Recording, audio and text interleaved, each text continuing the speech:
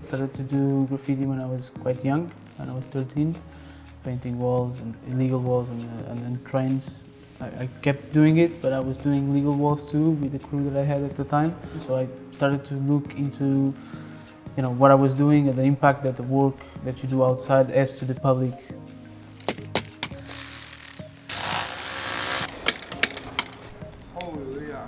I ended up looking into my first memory of a wall that was painted.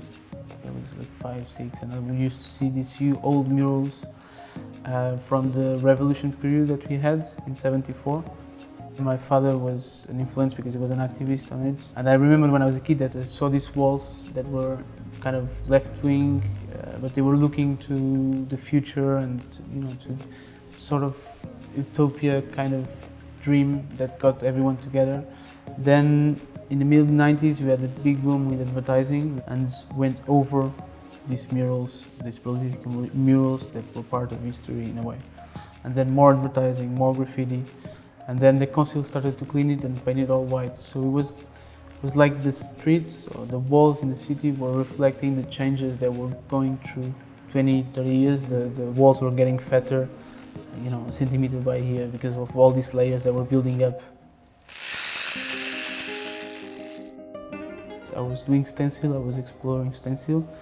And I started to see stencil not as something that you paint over, but as a window that makes you see through.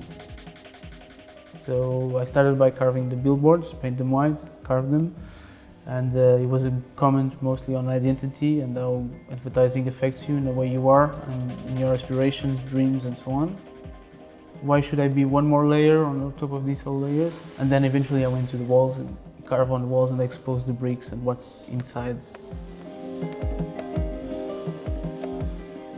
The faces are a big part of my work. You humanize a place. If you put a face in a place, people can relate to it. Carving a wall, scratching a wall with a face of a person, it's kind of poetic in the sense that people carve their own cities and cities are carved by the same people.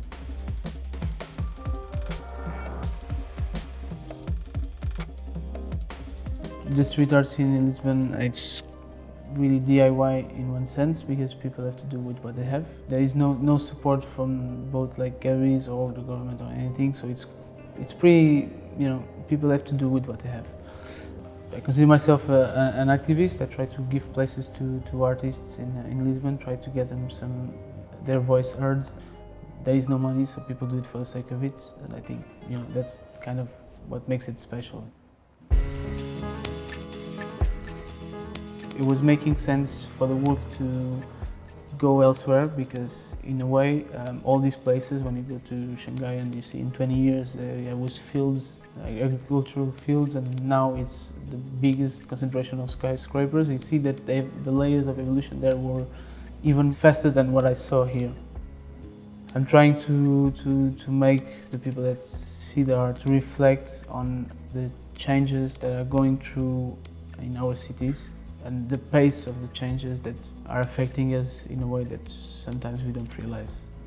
But it's always playing with the chaos of materials and the ephemerality of it, which is what we have in the cities that we live in and with us, because in the end we are chaotic and ephemeral.